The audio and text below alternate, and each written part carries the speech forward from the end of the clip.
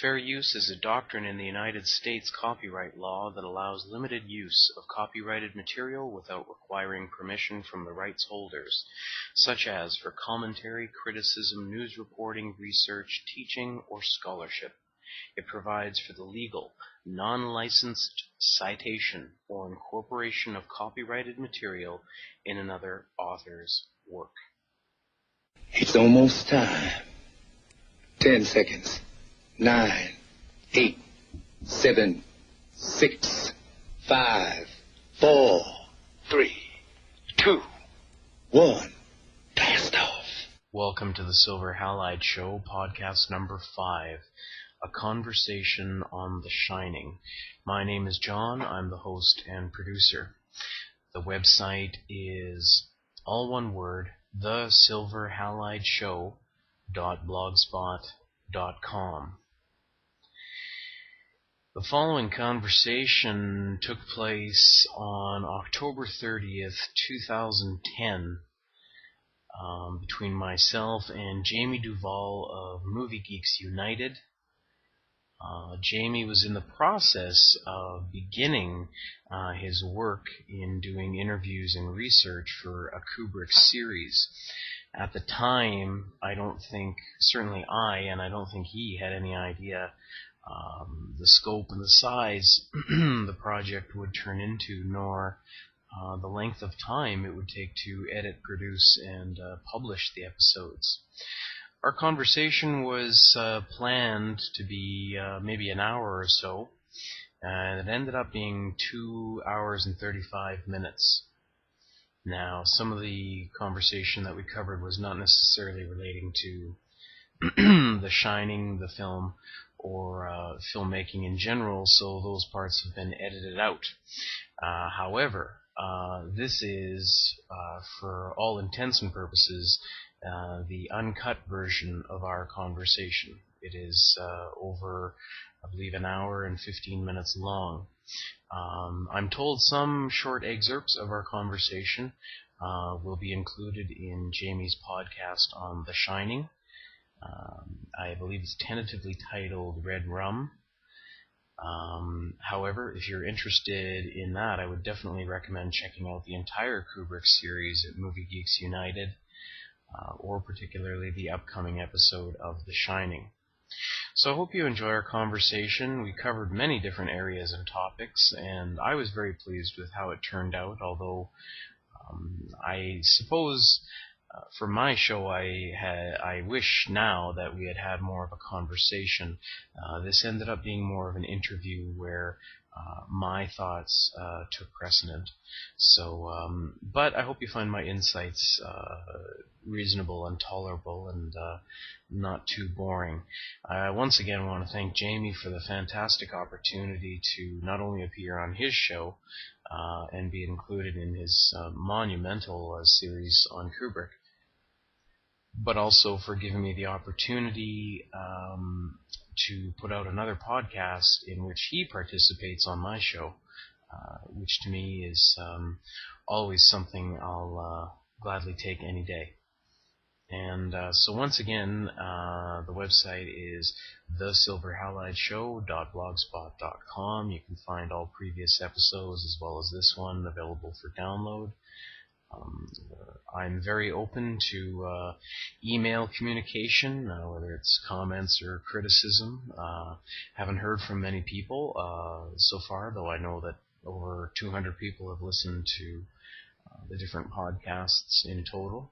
And if you have any suggestions for other shows, or if you're curious in participating in the show itself, you can always email the show, and the email address is, again, all one word, this time lowercase, TheSilverHalideShow@gmail.com.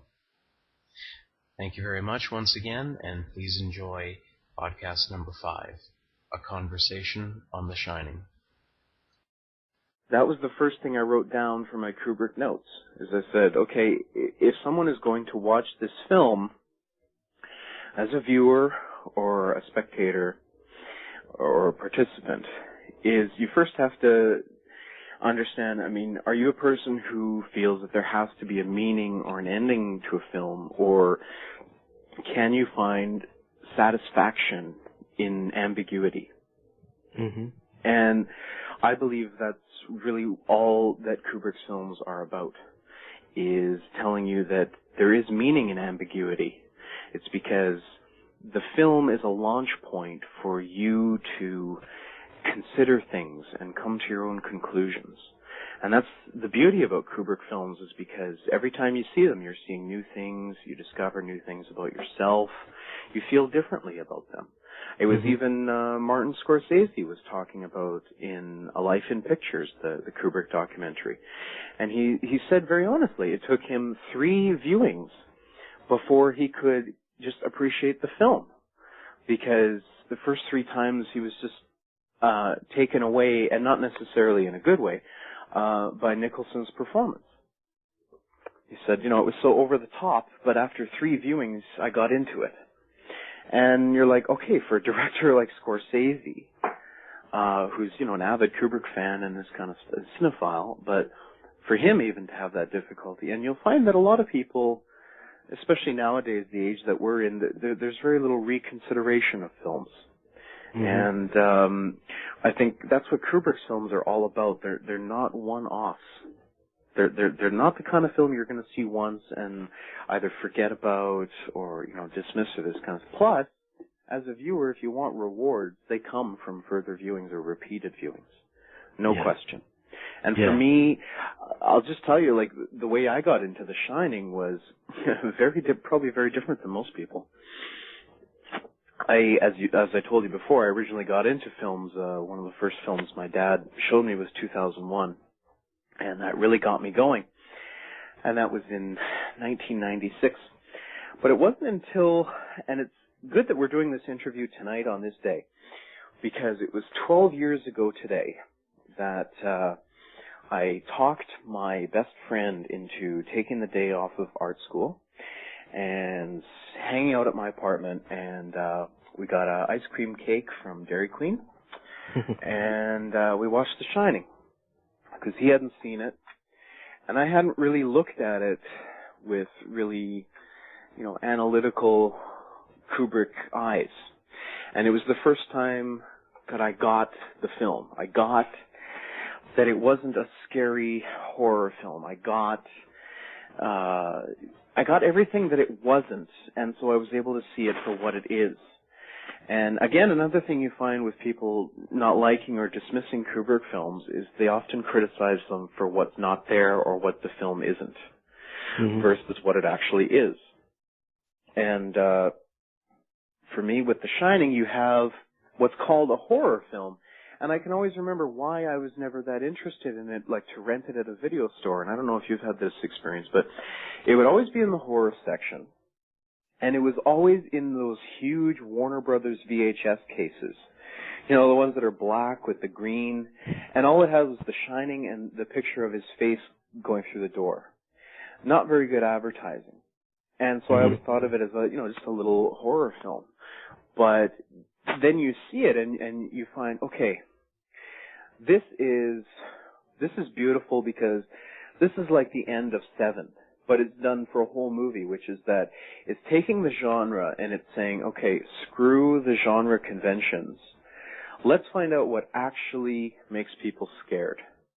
And so here you have a supposed horror movie or a scary house movie, and it's brightly lit, instead of being in a dark place, and it's in a huge, immense location instead of a claustrophobic small place. And to me, right away, that is not your typical horror movie or scary movie, because right away you're limiting yourself. Well, not limiting yourself, but you're not using those genre conventions to achieve the result. You're saying, okay, let's make a scary movie in bright light in a big place. That's a hell of a lot more challenging, but it succeeds. And not many people talk about this. The Shining is, a lot of it happens in bright light or in daylight, in big places. And yeah, I find that goes very often unnoticed. Also, that when Jack and Wendy and Danny are driving up to the hotel for closing day, also a lot of people fail to notice that Jack is sarcastic, condescending, somewhat rude to both of them. So this is their relationship before they get to the hotel. So a lot of people also miss that, like, when they get to the hotel, he starts being, a jerk or whatever, especially with Wendy. And they falsely think, oh, it's the hotel's influence or it's the ghost's influence. No, he was like that before. He is stuck in a loveless marriage, which comes through his scene with Lloyd at the bar. But his feelings on all those counts are shown before they get to the hotel, so they're not influenced by that. He doesn't like his son or his wife. He's trapped. Yeah. But also it's the fallacy in that he's going, oh, well, I'm not really a teacher, I'm a writer, and I'm looking forward to 5 months of peace. But in that, there's a fallacy in his logic, because he doesn't realize, okay, there's going to be 5 months peace, but he's going to be locked up with his family for 5 months. Well, and there's also the fact that it's the old story of the, even us or me. I'll speak for myself. When I'm young and ambitious and I want to be an artist, and then life comes in and kind of tramples that, and he's got the responsibility of his wife and child, and he wants to be a writer, and those feelings can turn from against the way that you feel about yourself and your failings. You project that against the people in your life, like your wife and child, and their hindrances now. Mm-hmm. So I sense some of that in that character as well. But you're right, and that's a major difference between the book and the film. And I want to talk about that too, because the people that generally criticize the film that are very loyal to the book. I'm sorry to laugh. It's just, I know where you're going. Do so on the basis of this was a guy that Jack Torrance, that he was capable of violence, and when he was an alcoholic in the incident that occurred with his son, but he was trying to do the best he could, and there was goodness in him, and then so the descent that he experiences in the book was more terrifying for that in that respect. The film, just the act of casting Nicholson in that role, clues you in that this guy is probably nuts from the very beginning. Yeah. Well, and also don't forget, when he's talking to Lloyd in the bar the first time, he gives a different length for his sobriety than Wendy told the psychiatrist at the beginning. So Wendy tells the psychiatrist it's been 2 years since he had a drink. When he talks to Lloyd at the bar, he says it's been 5 months. Oh. And I didn't even get that. Wow. But, to me, it just goes back to the whole point, which is you have to start off on this basis and say to yourself, first off, you can't criticize a film for not being a book. Mm-hmm. You can't film a book unless you want to sit down for an 18-hour movie. And I don't know many people who do. Film is not book, book is not film. And so if you're coming in from the perspective of someone who's read the book, loves it, or loves Stephen King, you're very apt to be disappointed, because the only way you'd get a real adaptation of the book would be to have Stephen King actually direct it, and that's not going to happen. Or if it does, it's going to have Stephen Wright and Rebecca De Mornay. I think that... No, honestly, I think that if you go in... I like the Stephen Wright thing. That was unique. That was good. Well, if you go into it and you're just like, okay, this is a movie, then I think you're going to get out of it what you want. It's always a big mistake going into a film with expectations. Right. But also you have to remember that, as I just said, the only way to get that version, the book, onto film would be for King to do it, because if anyone else is going to adapt it, they're going to change things, make deletions, make additions. And, for people who really defend the book, I just look at the ending. The ending of the book, they blow up the hotel. And to me, I'm not a big fan of the book or Stephen King, really. I agree with Kubrick. That's kind of a hackneyed ending. That's kind of a sappy, okay, all the bad guys are killed, now we can drive away safe, There's no need for that. I prefer a much more ambiguous, because the story is ambiguous. Hell, the location, the place that the film happens is all about ambiguity. What the hell is going on with this hotel?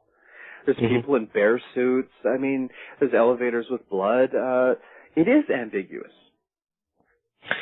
And that's important because also when, the title, The Shining. Now, Shining is what the cook, Halloran, describes as, like telepathy or ESP and this kind of stuff. The Shining, I mean, it's an interesting title right off the bat, because are you saying that the hotel itself is a manner of shining? Or is it the fact that all four characters in the film shine at different times? Wendy is the last one at the end. Is that what the title is referring to? Because, as I say, when you put the in front of it, what is it exactly? Which shining are you talking about?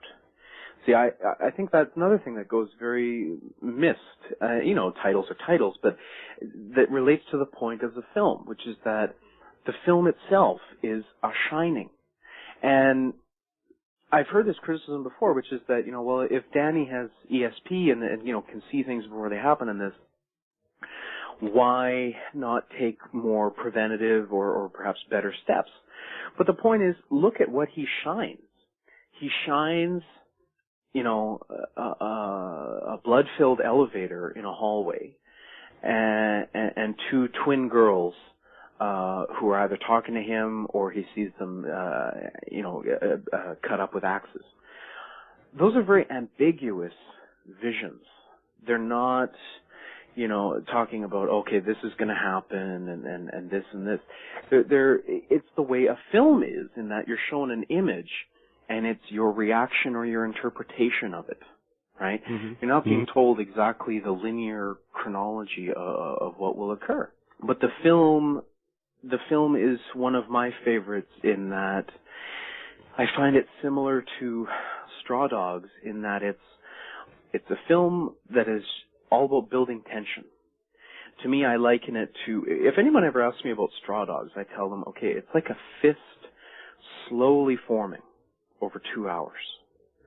And that to me is like The Shining, because I don't want a film like this to have peaks and valleys. I want it to be a constant build, which is perfect for this type of film and setting. And you were speaking about, perhaps I mistook you, but this is also a credit to the film, the blandness of the characters, the sets, the dialogue, the action. They're all very bland, which I think with the Steadicam helps you feel very much involved in it, because they feel like just everyday people. This is an everyday situation. This doesn't feel like a movie star situation. And it's funny because people criticize Shelley Duvall's performance because of what she is. And to me, I've never found that to be a valid criticism. I mean, she's playing the character that she's supposed to be, and she's perfectly cast for it. Now, whether you don't like her or not is a separate thing from the film itself. But her character is absolutely crucial to the film because she represents, I think, for a lot of people, the audience. She is the innocent. She is very polite. She is very family-oriented, very safe.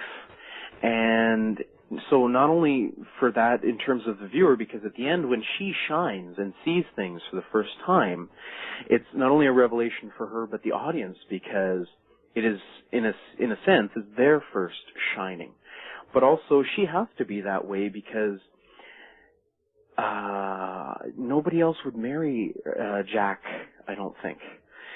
She is that type of person that would probably get, let's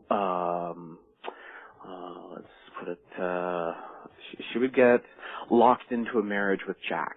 And it's perfect for her because her idea of love and her ideas about family, and it all fits. But for Jack, it's hell on earth. Yeah, I think she actually gives one of the great performances of the genre. I mean, that is emotionally as emotionally raw as you could get. And I mean, Kubrick directed that out of her, obviously. You know, because I asked it earlier today about his different approach with actors and according to their needs. And I mean, we talked a lot about Shelley Duvall today with Leon. I do think she's fantastic, and I'm trying my best to get her because I'd love to talk to her. But she hates talking about it. Yeah, and so did Danny Lloyd, but I sent to him again. I submitted She did a film in my hometown, Winnipeg. She did a film with Guy Madden. I don't know if you've heard of him, but I forget the name. It was a costume thing about it was like fairies and Renaissance stuff and that. But ever since then, she's become somebody. She winters in my hometown of Winnipeg, which, you know, from December until February, it's like minus 40 and Celsius, and we get about, 6 or 8 feet of snow a winter. She loves it though. Like, she's very Nordic in that. I don't know if that's because of her experience on The Shining, even though all those exteriors, it was just salt and not snow.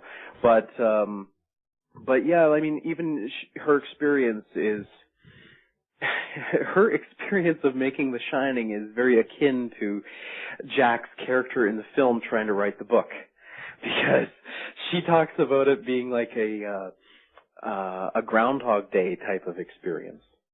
Yeah. In that, every day was the same. And when you watch, Making The Shining, the Vivian Kubrick film, you definitely see that, the difference in approach to actors. But, it also goes with the role they're playing. I think if Nicholson had been playing a very timid, reserved guy, perhaps like he did in King of Marvin Gardens, Kubrick would have been a lot more, reactive and involved in what he was doing. But because he's basically just playing Jack Nicholson, what are you going to do? Hey, be more Jack Nicholson. Not much you can do there. But with Shelley Duvall, it's a very nuanced performance. And I was listening to an interview with Diane Johnson the other day, and Kubrick cut out a good third of her dialogue that they had written once they were on the set. Because he found, and it wasn't because of her acting. See, I've heard all these contradictory things. Like, some people would say, oh, he hated her and he didn't like her performance. And then other people say, oh, no, they got on great, and, da-da-da-da. And when you actually listen to Shelley Duvall talk, she'll say, like, look, I hated him for a while, then I understood the process, and at the end of the day, I liked him, and we did good work. I don't think there's anything wrong with that. I think if you have an absolutely fantastic time making a film and there's no problems, then 9 times out of 10, you're not going to have a good film. I mean, I think the best films, unfortunately, or fortunately, depends, come from some sort of struggle or conflict. And in this, you also have to remember that Kubrick is a different type of director, where he's not just, talking with the lighting guy, but then mostly worried about the performance. He knows everybody's job on the set better than they do. And so he's involved with every aspect, which means, less time for dealing with the actors. And Shelley Duvall had come up through the Robert Altman system and was used to a very involved, back and forth type of direction. And this was one where she's more left on her own to do her thing. And she perhaps felt uncertain or whatnot. But I think the best judge of not only her performance, but also how much she learned, was a couple of years later, or even a year later, when she was making Popeye with Robert Altman. Yeah. And she had worked with him before, and he said there was a total difference in her. She was...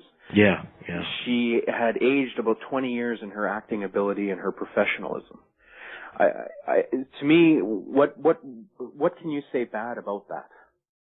Yeah. Well, and she even admits in the documentary that that Stanley's approach to her, it was a means to an end, and she understands that. And I think Kubrick probably got exactly what he wanted out of her.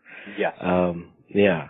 Reading an interview, just to really quickly, reading an interview with Michel Samant, who was a French journalist and probably the closest one to Kubrick. His interview with Kubrick on The Shining, and he was specifically speaking about the emotional heights that Shelley Duvall had to be at, and Kubrick was specifically talking about the scene on the stairs, and he's like, look, she has to be in a hysterical, crying fit for like 5 minutes straight. And it took many takes to get her to that point, but it's all there in the performance. There's no missteps or dull moments or anything. You feel that hysteria, and who wouldn't? Your husband's writing this novel, and he's got an axe. And also, I was watching it last night, and I noticed that if you remember the scene where she comes walking in as he's typing and stops, and then he has a fit. If you listen to his typing, he is actually typing those words, all play, all work and no play, blah, blah, blah, blah. He is typing that. Because you can see him hitting the space bar, so you can separate the words. I mean, that is a level of detail that's amazing. I don't know if this has gone unmentioned or not, but I will. There was a scrapbook on the table in that scene, which you can just see a tiny bit of. It actually had a bigger role in the film script originally, and it does, as you know, in the book. They put a lot of work into that scrapbook. I think it was a couple $100,000, and just didn't end up having time for it or not. But it's an interesting thing to observe. And just one last thing is the opening interview when Nicholson is interviewed for the job. Even if people don't know about the original ending that was cut out, the manager who's interviewing him, if you look at his desk, in the cup on his desk, he's got a couple of pens, but there's also a miniature toy axe. And it's right next to the American flag. So, interesting thing to talk about. And then, you also have that aspect of, the white man killing the Indians and taking the land in this, which is also another interesting concept of, in The Shining, where they talk about it's built over an Indian burial ground, which, again, some people would say, well, it doesn't come out in the film. No, but it adds to the intensity and the knowledge of the whereabouts the film takes place in this sort of ominous, just all these bad, negative vibes. And it's like the perfect location because it's on a mountaintop, there's nobody there. Perfect place for evil to play. Yeah. Yeah. It brings up a couple of questions. I'm trying to backtrack in my mind. Think no problem, man. Questions I had about it.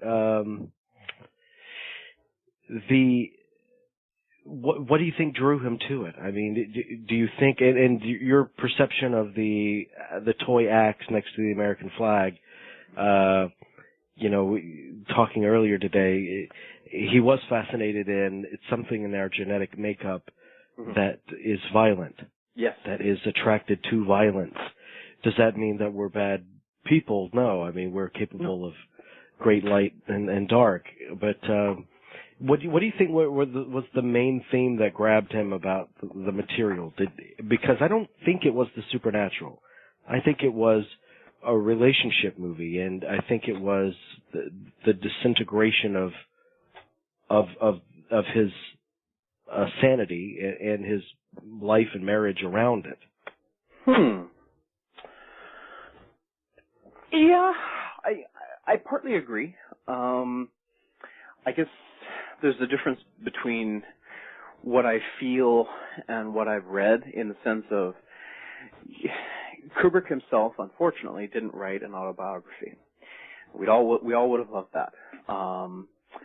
So I would have loved for him to sit down and write, after I finished Barry Lyndon, Yeah. But that didn't happen. Most of the reviews I've read, or interviews I've read, they all say that, and he knew it, you can talk to Jan Harlan and he'll mention this too, that Barry Lyndon, unfortunately, was had to be regarded as a commercial failure. In time, it made a little bit of money, but it took a long time. And also given that now Kubrick's periods between films were becoming longer, I think that not only he intuitively must have thought that he needed either to have a comeback or B, to have a more successful film, but it was also probably impressed on him by Warner Brothers. Now, he says in his interview with Samant that I was reading last night that he finished Barry Lyndon and then just started reading books for months and came across this book and liked it. And, of course, we have the famous story of his secretary talking about how he would go to the bookstore and he wouldn't look at titles. He would just pull random books off the shelves and buy them. He'd come home and then he would read a chapter or two, and then she would hear the book hitting the wall because he'd thrown it. Yeah. He wasn't interested. And then he started reading The Shining, and she didn't hear a book fly against the wall. Now, that's one story I've heard. The other story I've heard from Diane Johnson is that he definitely wanted to do a ghost or ESP film, and he was stuck on The Shining and her novel called The Shadow Knows. Mm-hmm. And it was a very tight race which he was going to develop. And I guess I can only surmise that in the end he went with King because A, it was a known name, B, it was a popular commodity, C, he knew that with that commodity he would be able to get more money for the project. And I've never read The Shadow Knows, but I don't know, my opinion, I think he was probably more auditioning Diane Johnson than actually looking at her book. This reminds me of him writing AI, where he brought in a female novelist, and oh God, for the life of me, her name is, Sarah Maitland, and she said something. Now this may be a little crude, so you may have to edit this or not, but Kubrick told his wife that for AI he brought in the female screenwriter because it needed some, and this is his words exactly, quote unquote, some vaginal jelly. Mm-hmm. And I kind of look at that for The Shining because he adapted both Clockwork Orange and Barry Lyndon on his own, and those are the first two times he had done that. And this time he goes back to having a collaborator who's a novelist and a woman. And to me, the anchor of the film is Shelley Duvall, more than Nicholson, especially emotionally. And so to bring in a female writer is a fantastic notion to flesh out the script and this kind of stuff. Why he decided to do it, I mean, Kubrick, we all know, every film is a different genre, and every film completely stands out from the other. I think it could have been anything. It could have been a movie about pool. It could have been a movie about pool cleaning. I think it's just like he says, falling in love with a story, and that's what came across his lap at the time. And I'm in no way disappointed. I think it was a great turn for him. It was unfortunate that Barry Lyndon wasn't more of a success or more liked. And it's funny, the past few days I've been listening to a lot of Kubrick stuff, and everybody who does a biography, they never mention Barry Lyndon. It's like it doesn't exist. And so yeah, you get that sense that there was some pressure that he had to deliver something that was a little more commercial, which The Shining is, but it's also a Kubrick film. It's the beautiful type of Kubrick film because it's accessible to both just a regular horror or thriller audience, but it also delivers to the Kubrick fans. Yeah. Whereas a film like Barry Lyndon, perhaps, is much more just for like Kubrick people. If you catch where I'm going with that. But I don't think that. I think that there's definitely something in the material that he was interested in exploring. Oh, but I don't know that I don't think that he was sold on the notion of the supernatural. Well, in his interviews he says he didn't do a lot of actual research on ESP, but he thought it was an interesting jump-off point. But, let's forget that Kubrick's films, everything aside, one of the most captivating and memorable things about them is they always take place in very, very different and very interesting situations. And here again we have one where, the movie itself or the story could be about anything. But the idea of the setup, which is that you're going to have this failed writer and his family who are going to stay at this place and take care of it for 5 months. It's a very alien concept right off the bat. Now that situation promotes, as you were saying, the discussion of, you know, the family breakdown and family relationships in this. I think it's more the thing where you're lucky to find a situation or a locale that a story or a film takes place in, and it informs all the other aspects of the film from that. You know, I mean, without the isolation, my sister was just telling me about this about half an hour ago. She was like, the big thing that comes across to her is that this place that they're in for the whole film, it doesn't feel like a home. It's this immense industrial, you know, kind of very generic, place.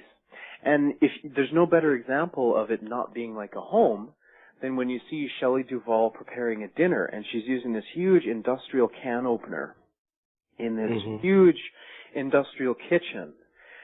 There's no kind of intimacy. There's no family. There's no warmth to it. It's all this sterile, austere, as she says, like a ghost ship. And to me, that's another interesting part, is you have this family who are sort of, in a sense, sort of, you know, wide-eyed, and they go in there, oh, this is going to be fun. And they don't realize that it's this menacing, you know, place that is going to affect them all in different ways for its own conclusions. Well, you said that you heard an interview with Diane Johnson. Where is that? YouTube. Just type in, she's on YouTube? Okay. I just type in Shining Diane Johnson, and it's she did a little Q&A at a bookstore, and there was just one guy asked her about The Shining, and that was her answer, was a 2-minute answer. So. Okay. I mean, she said that she wants to do the show, but I can't find a way to record a phone conversation calling out to France, because my switchboard doesn't allow me to call overseas. But she has to have Skype too, doesn't she? Yeah, but I mean, as long as she's relatively computer savvy, I mean, it takes 2 minutes to install. So maybe I can do that, because I got people in London too, like the guy that did all the digital alterations on Eyes Wide Shut wants to talk. Oh boy. Okay, yeah. that's gold, and please do that, because no offense to the guy, but they look terrible.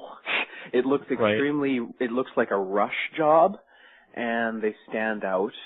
And I would like to know, like, how they did it. I mean, was it storyboarded? Because I've heard rumblings that when they were shooting it, not that they altered the coverage or anything, but they thought, okay, we've got to shoot this in a way that if there is some censorship, you know, ... And that's a very interesting conversation. Here's what he said. He said, sorry not to get back to you sooner. Thanks very much for your email, which is highly intriguing. I'd be happy to be involved, I think. You've got to be careful with anything Kubrick and or Warner Brothers, but hey, it's been a while and the dust has settled. So. I don't think so. Wow, that's some inside info. What's his name? Patty Eason. Patty Eason. Okay, way to go, Patty, because, you know, nobody ever talks about that. Everybody is sort of, I don't know what it is. It's almost like Freemasons or something, in that the people who are in the Kubrick Club, you know, they sort of speak freely, and, you know, no topic is necessarily verboten or anything. But outsiders, boy, do they have a hard time. Because I just saw an interview, I think it was the one you were telling me about, with John Ronson and Christiane Kubrick. And it's about a 10-minute interview, and she's talking about some pretty personal stuff. And you're like, okay, he's an insider, obviously, because he did the Boxes documentary. Mm-hmm. But yeah, there's that trepidation, and that's why I was so amazed when you got Julianne Davis on, because, I mean, even that was kind of, you know, controversial in a sense, and there are many controversial aspects to Eyes Wide Shut, particularly its finishing. And it would be absolutely fabulous one day if you could get someone involved who might tell you some truth about it, because I don't think we've heard even half of the truth about the completion of the film. And I don't either. And you know what? When I had Leon on today, I did not ask him anything trivia related. You know, I didn't ask him, well, what happened with Harvey Keitel and Jennifer Jason Leigh, and you know, I didn't ask him any of that kind of geek trivia stuff, because we were talking about the man, the themes he was dealing with, his content, his manner of working with people. So it seemed like I would stop in the middle of that if I were to ask that kind of question, say, tell me about the size of your dick. It would be like completely not credible. Well, it would be like an Oliver Stone interview. Yeah. But and I of course I want to know that stuff as much as anyone, but we're on a different track. Well, I think different guests have different things to offer, and obviously Leon Vitali probably knows more than almost anybody. But you want to get out of him what you can, and there's no sense trifling him with that stuff because, like you say, you can probably find guys like this Eason guy who you probably know bits and pieces, and will be able to tell you no problem. But please make sure that you tell him in your email that many of us are very aware of what he's talking about with, Kubrick and Warner Brothers and that, and it would be extremely appreciated because this ridiculous veil, I don't know why, it's got to go because there's so many people out there who just want to love Kubrick stuff and immerse themselves in it and talk about it and think about it. And since he died, there's sort of been like this black cloud around his work where it's, we don't want to talk about these things. Well, why not? The guy is amazing. I've spent 20 years of my life in film mostly because of his work. I know it was D'Onofrio was saying on the commentary track for Full Metal Jacket. He's like, I've done 150 films now, and it's just because of Stanley Kubrick. Yeah. I mean, that's true. I don't see how, everybody wants to paint him as this dark, mad genius that, nobody could talk to or whatever. And it's like, that's why I sent you some of those email questions for Vitali, and I'm like, ask him about Kubrick's cats. I mean, Kubrick was a huge animal lover. 90% of the pictures I see of him at home, he's holding a cat or a dog, or the cat's on the editing table. In fact, the cat broke one of the editing tables on The Shining. So, and then he proceeded to kill it. No, I'm joking. I'm he kidding. was such an animal lover.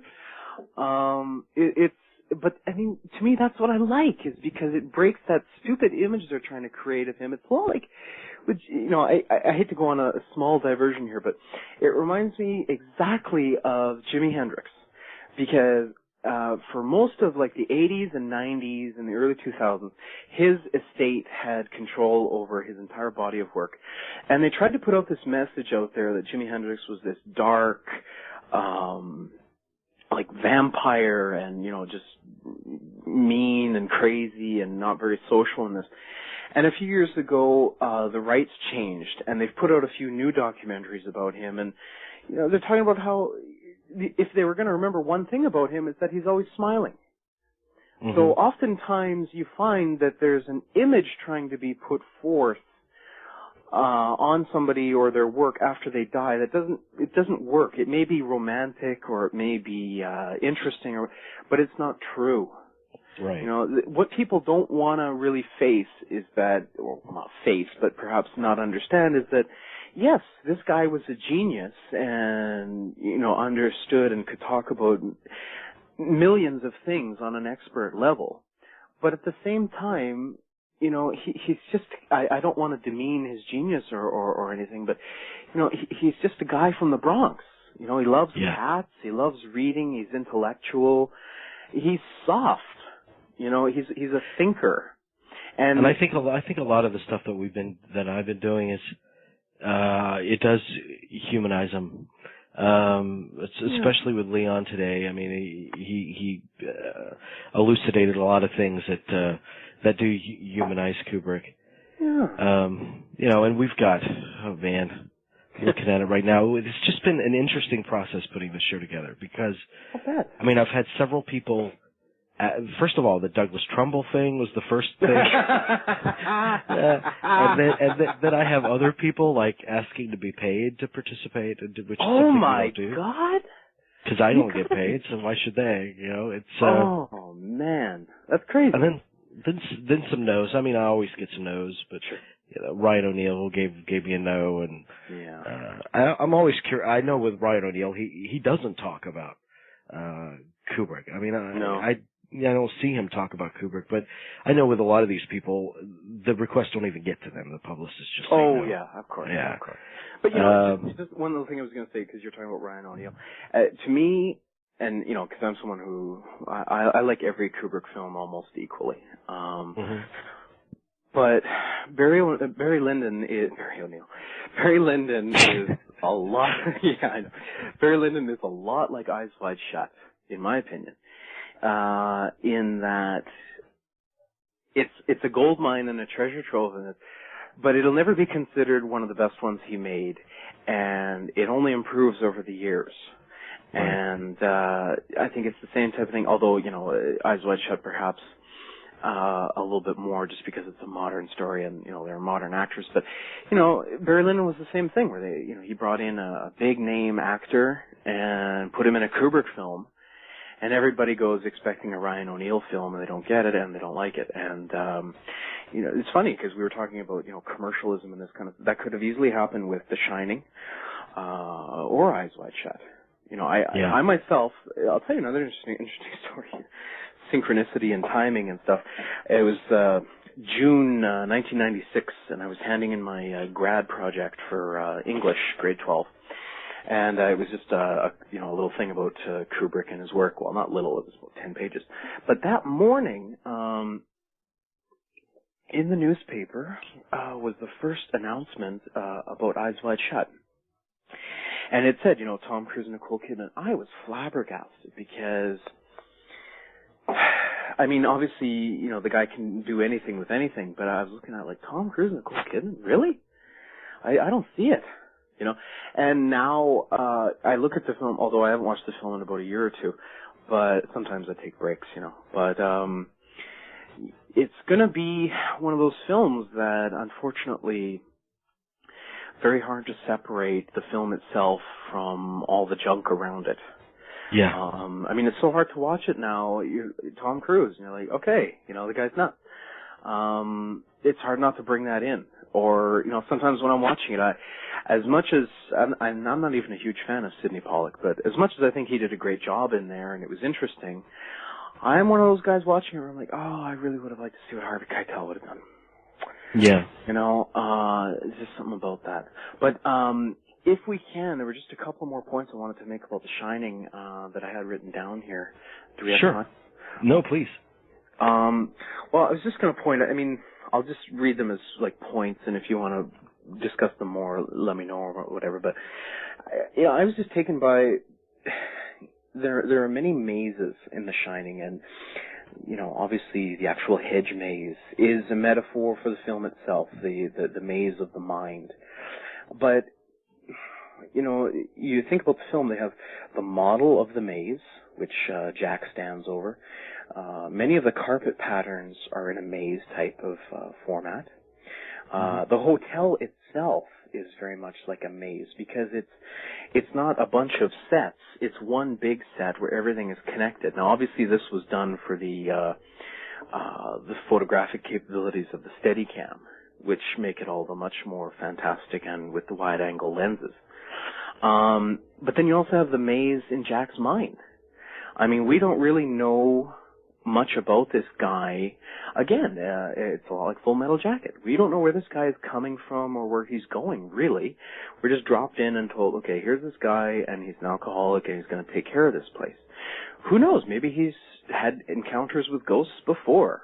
Mm-hmm. You know, we don't know that, but it's a fantastic metaphor. And watching the footage of in the maze itself, every time I see it, I'm just astounded because it was all filmed indoors. It was made indoors. They aren't even real hedges. They're chicken wire filled with like ends and pieces of shrubbery, and it's all shot indoors, and it's salt. But you're watching the movie. It completely feels like an outdoor shot because they have these blown out lights from up above that make a perfect sky. It's fantastically done. It also reminds me of the scenes in the big, I don't know if you'd call it like a sitting room or whatever, where Jack does his writing. And here again, you have this big space and the sound. I mean, we haven't talked about the sound design. this film, more than any other, even, Full Metal and Eyes Wide Shut after, this was the film that Kubrick spent the most amount of time and effort on the sound design. I think, in my opinion, it's one of the best films of sound design. Maybe Lost Highway, but there's such a collage of instrument and sound and echoes, heartbeats, all these kind of things that lend to the size of the place and how much it dwarfs the people inside of it. So you have three different kinds of music or sound throughout the film. You have these synthesizer pieces by Wendy Carlos at the beginning, and she did a full score, but it was based on the book, so they only used the first 2 tracks that she made. But then there's also bits of her things that she did throughout the film, because it's her stuff that synthesized heartbeats or synthesized like dissonant sounds of pots and pans or this kind of thing. But then you have Kubrick's fantastic, always memorable in every film, choices of pre-written or source music. And so first we have the classical stuff and a wide variety from, like Ligeti, we have Shostakovich, we have Khachaturian, and these are all very eclectic, experimental classical music that completely fit what's being depicted, but hadn't really been heard much before. And in fact, a lot of people don't even think it's score or music. They think it's like background sound effects, which is an amazing compliment to the film itself. And then we have the third, my favorites, which are these 1920s swing music, and I love them. Some fantastic tunes in there. I think there's 4 of them altogether. And there's a great scene in Making the Shining of them just, flipping records and playing them and trying out for different things. And it's just a fantastic score. One of the most rare scores and most sought after. It was never put on CD. And the LP, the vinyl, is very highly sought after on eBay and stuff. I was also going to talk about the film has 2 types of cuts. In the dialogue scenes, they are always slow 5-second dissolves. And during all the supernatural stuff, it's very hard cuts, which was an interesting juxtaposition. It works fantastic, but it also helps, especially in the first third of the film, because it's all introduction and orientation, that each scene dissolves into the other. There's no cut. You're being drawn more in. You feel more as a participant, and that also helps with the Steadicam and moving the Steadicam, particularly in low mode, where the viewer becomes a participant. You are walking around with them in there. There are also the dolly shots and the zooms and this kind of stuff, but the Steadicam is really what made this film. Obviously, you could make the film without it, but it wouldn't have had the type of, I don't know if this is a word, experiential coverage, where I'm Garrett Brown. Me, the viewer, I'm Garrett Brown. I'm not watching a film. I'm in there moving around on those sets, which makes it feel so much more familiar and comfortable. And, speaking of Kubrick's favorite thing to say was economy of statement. And he relates in a conversation with Sidney Pollack relates how in the 80s, Kubrick got fascinated by commercials for, like, Michelob and stuff.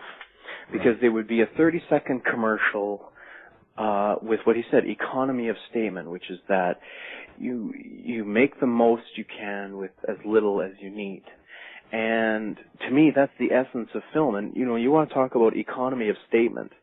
The whole trailer for The Shining is just the elevator of blood. Now, that's an epic, memorable, symbolic shot that, there's no dialogue, there's no characters, there's no voice, there's nothing. It's just a shot. But it tells you everything you need to know about the movie, the feel, the text, the texture, the atmosphere. It's fantastic. There aren't many that do it. And also, watching the film last night, I searched a couple of reviews on YouTube about The Shining. And, not to criticize my generation or anything like that, but there were so many people who were like, oh, the music sucked, or it wasn't very scary, or it was so long, it could have been shorter. And me, I'm the kind of guy where I'm like, why would you want to make it shorter? Like, is there some kind of thing where we have to make it a certain time? I don't get it. I mean, he's like, oh, it's 2.5 hours, it's too long. Screw that, it's a perfect length. I don't see that. But anyway, watching it last night, I was reminded again, and it's not, see, people always take this criticism as, oh, you're an old guy and you're not in league with, what's new or whatever. I'm fine with what's new as long as it's good, right? So I'm watching The Shining last night, and I'm like, if this was made today, there'd be a cut every 5 seconds, there would be tons of blood and gore and this kind of stuff. And in The Shining, the scenes play out, often in masters. There's very little coverage. I love that, and, even if it wasn't this film, it works fantastic. It just goes to show you, you don't have to have these rapid MTV scare cuts or scare tactics to make something, hypersensual or effective. You can have just much of an effect in a 5-minute shot as in 500 cuts, I find. And also remember, The Shining, people put it in horror, in the horror section and that. I wouldn't. I'd put it in thriller. There's only one murder in the whole film. And there's only 3 bodies with blood. But that's twins, so I don't know if you count that as 2 people or 1. But so there's really only one murder in the film. I don't see how it's a horror. I find it more of a thriller or a scary movie. It's about a haunted house. It's not. See, people confuse it and they think, oh, it's a serial killer thing. It's about Jack Nicholson running crazy with an axe through a hotel. I'm sorry, that's only the last 20 minutes. It's a scary house movie. And I'd be interested to hear your opinion. Now, we don't want to nail things down too much, but, do you feel that it is the hotel and its effect on Jack, or do you think that he is just repeating history like he's been there before and this kind of thing? This is always interesting. I'm curious to hear people talk about it. I don't exactly know. I think I'm kind of... And does it matter to you? I guess that's the other point. It doesn't matter to me one way or another. I think both points are equally valid. And keeping with the ambiguity in Kubrick's work, I think he wants to leave that whole thing ambiguous. But there is one moment that lets you know, yes, this has to be something supernatural in the hotel. Yeah. And that's obviously when the door is unlocked from the outside so Jack can get out of the freezer. Yeah. That seems to be a statement that says, yes, there are supernatural powers at work here. Mm-hmm. Mm-hmm. Doesn't it? I have no problem accepting that. And there are several tells throughout the film. Even when he's first there at the interview and he calls his wife and he's like, it's like I've been here before. And he sort of walks around with a familiarity and not a pompousness, but, when he's meeting the hotel manager and her secretary and then his assistant later, he's acting like, it's not like he doesn't want the job. He's acting like he already has it, like there's a confidence there in him. Mm-hmm. Particularly if you see the way that he smiles in a condescending way to the hotel manager's assistant. There's almost a sense of like, I've been here before, I know what I'm doing type thing, even though he may not realize it. I myself, the first time I saw it, now this is before I really started liking the film or enjoying it, the first time I saw it, the film totally threw me for a loop the way it should. I remember, because my bedroom was in the basement, so I remember walking upstairs and I said to my dad, I'm like, what the hell does that mean? What's the ending all about? And he didn't really answer me, and that's good, because that's the point of the film, is you should find your own conclusion, and that's what matters. I don't want the filmmaker to come out, before, okay, this is what the film is about, this is what the ending means. And you're going to go through it and see it, and then you're going to feel exactly what you're told. I don't like that at all. I want to find out my own conclusions and answers, my own emotions and opinions. I really like that. Now, although I am someone who believes that the original ending would have been fine, it's ambiguous too. It's even more creepy. I like films that end on a creepy turn like that. I can think of, well, I don't know if you're familiar with them, but like, Women in Love or something. They have an ending scene that Right. it's almost like a jab or a question mark. It's not a soft, oh, everything's okay type ending. I really like that. And but the film does change. If you watched it once with the mindset, the house is haunted, and it takes him with it. I mean, the house is the motivation for his increasing dementia. That's one experience of watching that movie. But if you watch it with, it's the baggage that he brings to the house that makes that space haunted. I mean, that's a different experience. So, which both are equally valuable, and it's to the credit of the movie that it can provide you with different experiences and readings. Very much, very much. But I also think it's both. I think you talk about a perfect storm. Mm-hmm. And whether he's been there before or not, I don't know. I personally, I do, but whether he has knowledge of it is another question. But here you have this hotel, and it wants murder and blood, and it sees this guy come in who's an alcoholic. He hates his family. He's got writer's block, and he's got this baggage. It's a perfect storm of that kind of stuff.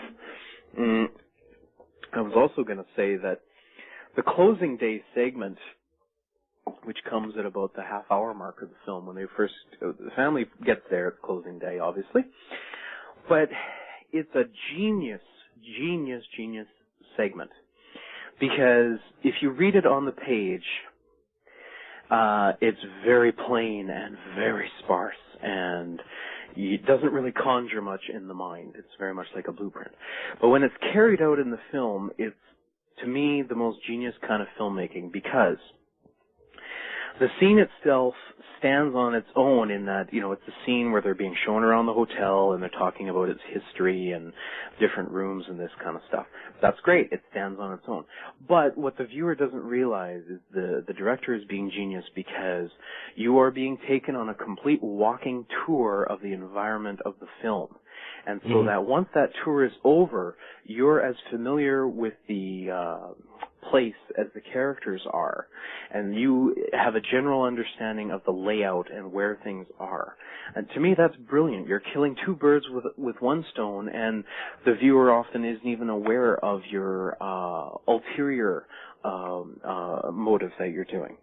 I find that just brilliant, where you can lay it all out, but it also works as the scene itself. I don't know if that's coming through in what I'm saying, but no, you're absolutely right. Yeah. Also, and I also had a thought. Hold that thought. I had a thought about what you said about he sticks closely with masters, and he has the patience to stick with masters, and not a lot of cutting.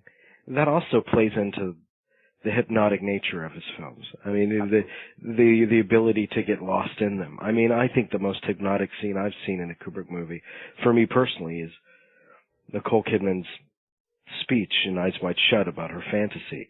And that was kind of a moment of transcendence for me, because I felt lost or found in the film, actually. But I was one with that moment. And it's what performers talk about, that moment of transcendence. I mean, I was talking to Leon about that today. And he makes films that are transcendent experiences, and they take their time.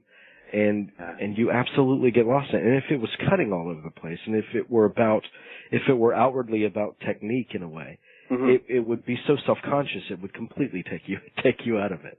Yes. Well, I mean, each shot in Kubrick films, every shot is a concept shot. In the sense of, there's no quick, okay, Mr. Steadicam guy, you do a quick over the shoulder on this, and then we'll do this and that. No. They get on there, and he's like, okay, this is going to be a 5-minute dolly reverse zoom. And, we're going to spend 5 days planning it out, and then we're going to carry it off. But it's not done for, showiness or pomposity. It's because that is, in his opinion, the best way to relate that moment or that dialogue or that scene. And I'm thinking of the scene in the bathroom with him and Grady. the waiter, Grady. But right away, just before I get into that, is a small thing that people don't realize. When he is told about Grady in the interview, the hotel manager calls him Charles Grady. And when he talks to him in the bathroom, Grady calls himself Delbert Grady. Now, we as the viewer are told that we're supposed to accept him as that they are synonymous. They're the same guy. But I have my questions. I have my doubts, because the guy that they hired to, do there was obviously a local guy from Colorado, whereas the butler or the waiter is English. They're in the bathroom talking, and I don't know if you've seen the making of or not, but it's amazing that Nicholson, if you watch the shots, Nicholson is talking to himself in the mirror. It's almost as if Grady isn't there, because the reverses are done by taking the mirrors out of the bathroom, and it's shot, the camera is placed where the mirror would be. So that whenever you see Nicholson's face, talking to Grady, he's looking straight into the mirror. And then the shot. That's absolutely right. That's absolutely right. He's not looking at Grady. No. Yeah. No. Yeah. And so you wonder, is it really there? Like, is the apparition there in the sense of reality, or is it his imagination, and his embodiment of what he's seeing in his mind or not?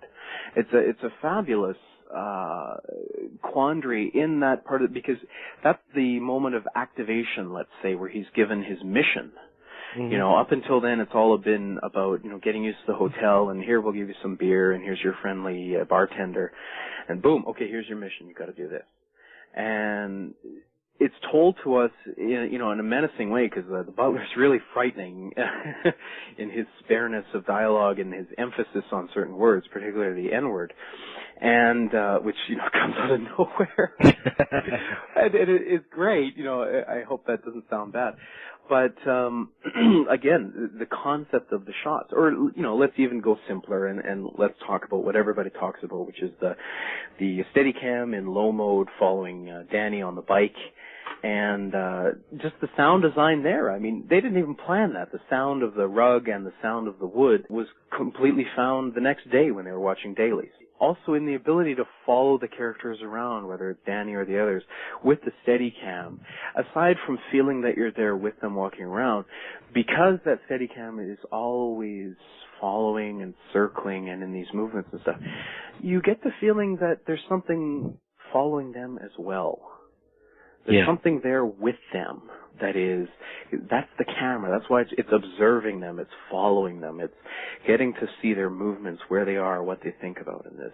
And this may not necessarily relate, but I did want to mention it, that it's Nicholson's devilishness that is a real credit to the film, because it makes him engaging and likable as a villain.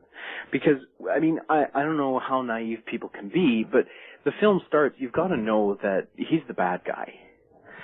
Something's going to go wrong with him, because you can tell he's a powder keg. He's set to go at an instant notice.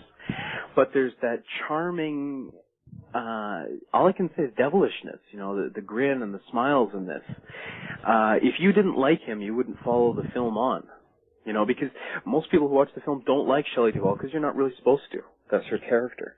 You have to have some, and I guess people could say, well, you like Halloran because he's a nice guy, but he's not in it that much. Of course, that also leads me to, in my opinion, the two most bizarre things in the film are Halloran in his hotel, I don't know if it's a hotel, in his room in Florida with the afro hair nudie pictures, which, you're thinking of Kubrick and you're like, how the hell did he even think of that? Or were they just there?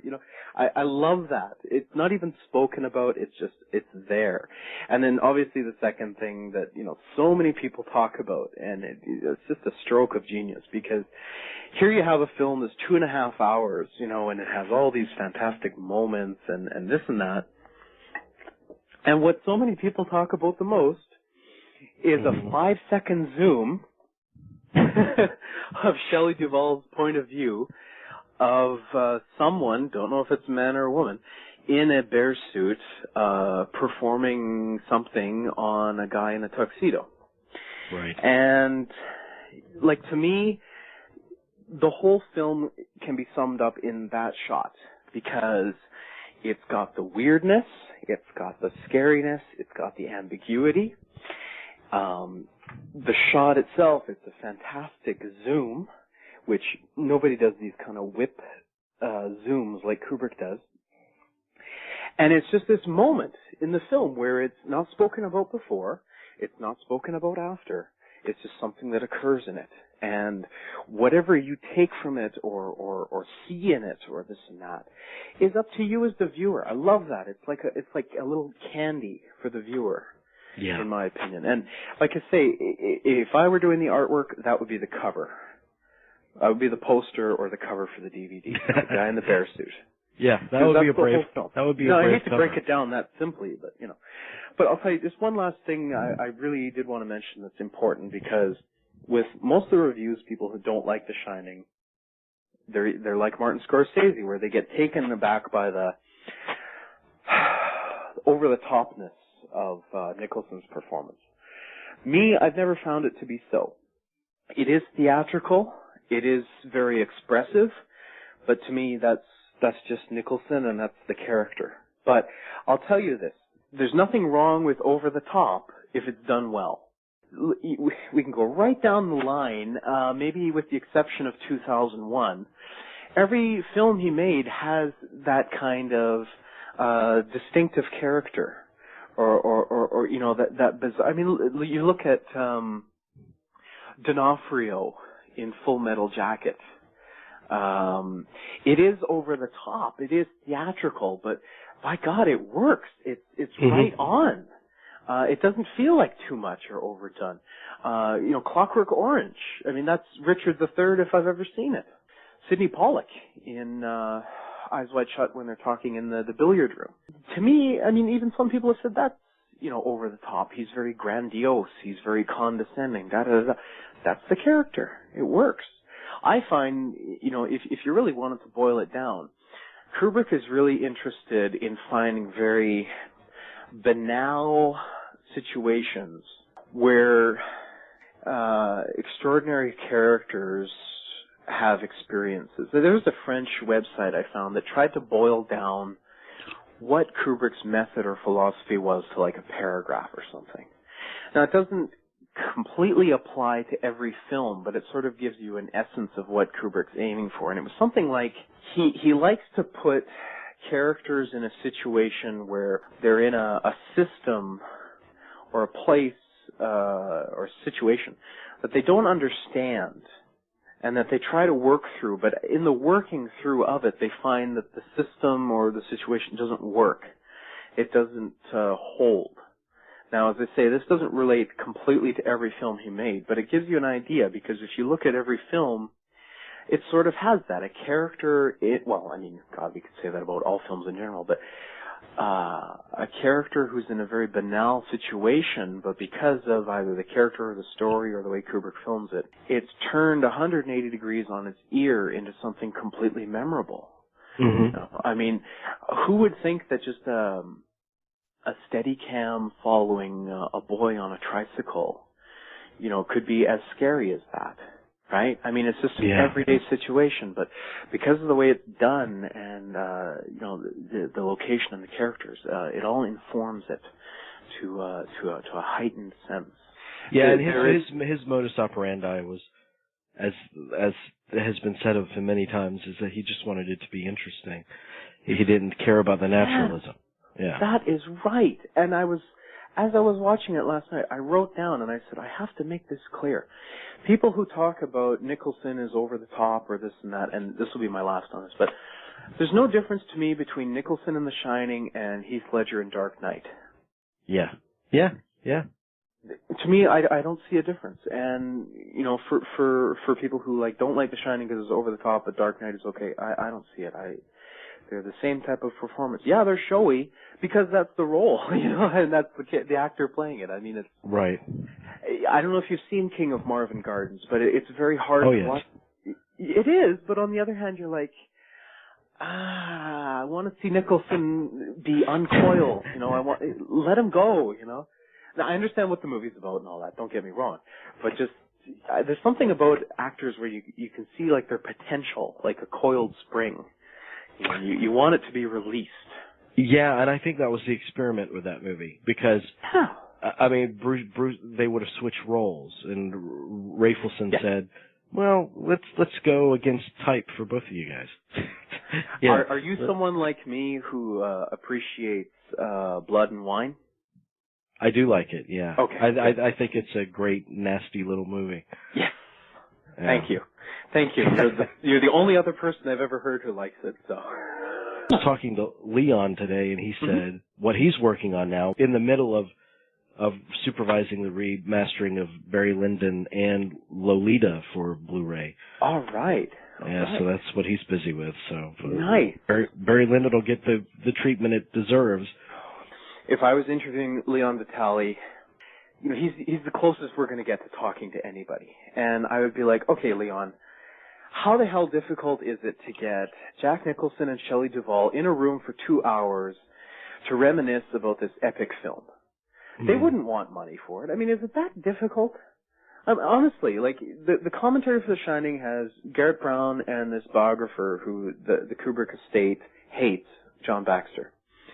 And you're like, that's the best you can do? I mean, I don't know. Call me crazy. I am going to pick up the Paths of Glory later tonight. Yeah, we got the producer of that on. Nice. Too, so. Nice. And Leon had something to do with that too. I mean, he was consultant for that. Super, But he said that in Barry Lyndon, what's so exciting about it is that Barry Lyndon, I mean, he said, man, the picture's pristine. I mean, you can see the textures on the fabric of the costumes for the first time in a long time. And I asked him about film grain. I said, because that's the big controversy with Blu-ray. It's so pristine, it can get rid of the film grain. And he said, yes, and Kubrick loved film grain. So, we maintain what he would have wanted for film grain. I like that. I like that. Yeah. I mean, personally, it probably sounds like a very generic opinion, but I'm like, if it's filmed on digital video, fine, I don't care. But if it's on film, then let it have that grain. Oliver Stone was talking about The Doors on Blu-ray. And he said right out, he's like, it looks better on Blu-ray than the original answer print.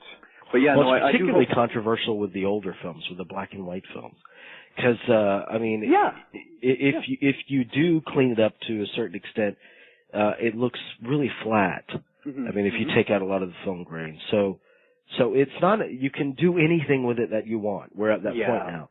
So Leon's job, and I told him this, it seems to me that you're really there to say, yes, we can do this, but is it to the betterment of the film that we do it? I mean, should we do it? Particularly older black and white films must retain some of their film grain or film image. Yeah. That's just a necessary must. But I really hope they do put all the Kubrick films in a box set together, because they haven't done that since '99, and that was VHS. So right. And then I bought the ones they put out a couple of years ago that were the 2-disc ones that was missing the Eyes Wide Shut commentary. But yeah, so you know that Sidney Pollack did commentary for it? He recorded a full track, and cause it was in the press announcement. And I was really excited because that's an interesting choice. Yeah, and then it was just completely scrapped, and nobody's ever said why. And then he died. And, it's another one of those things we'll never see. I just, frankly, I don't understand. But I just wish we could get to a point with DVDs where they could get back to the idea, like with Laserdiscs, of having real collector's editions.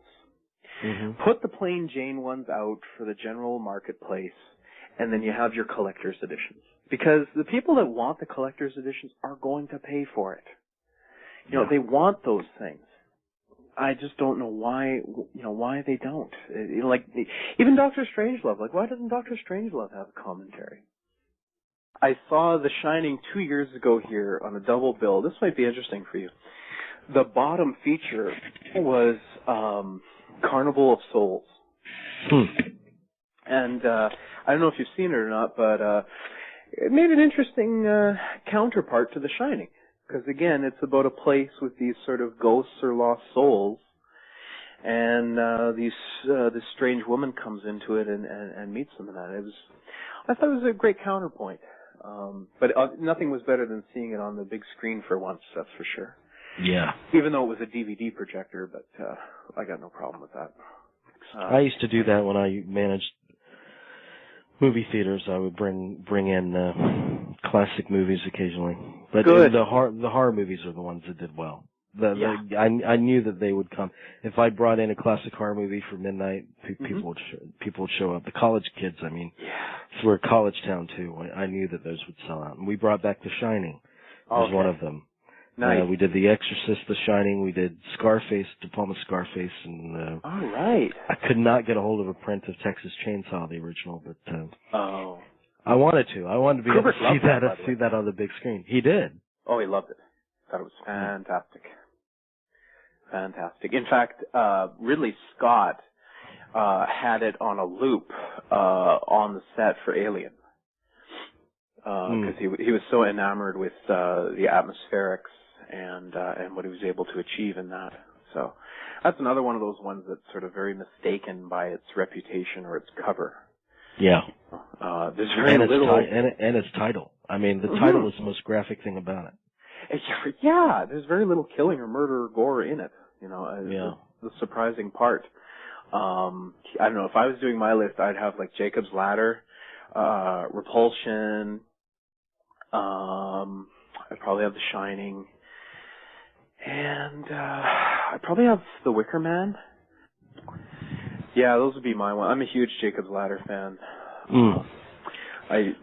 Again, that was one of those ones where I'm like, I was too young, I wasn't aware of anything at that time, so I don't know how it got so unnoticed or mistaken or whatnot, because it doesn't seem to be a very popular film. Well, I thank you for taking so much time tonight, and oh man, no problem. I will let you know what direction this series takes. I'm so happy to be part of this conversation that we've had, and I just hope I had a few interesting things to say, because you had so many good guests. I really if any podcast or shows that you do, I'll be happy to promote on our show. Oh wow, thank you, thank you very much. No problem at all. Thank you. I mean, I am competitive with the other people on Blog Talk Radio, because I know that, but only in terms of getting guests. Because if a guest says no to me, or if I don't hear back from a guest, and then they end up on a completely dumbass show on Blog Talk Radio. With a guest that is not, with a host that is not deserving, I get pissed off about that. But that's as far as I go with the competition thing. But. Okay, good. Because I like being affiliated with you guys, and I hope we can continue to do more. And thank you very much, Jamie. And listen, it was just a fantastic opportunity for me, because I mean, I'm just a regular guy.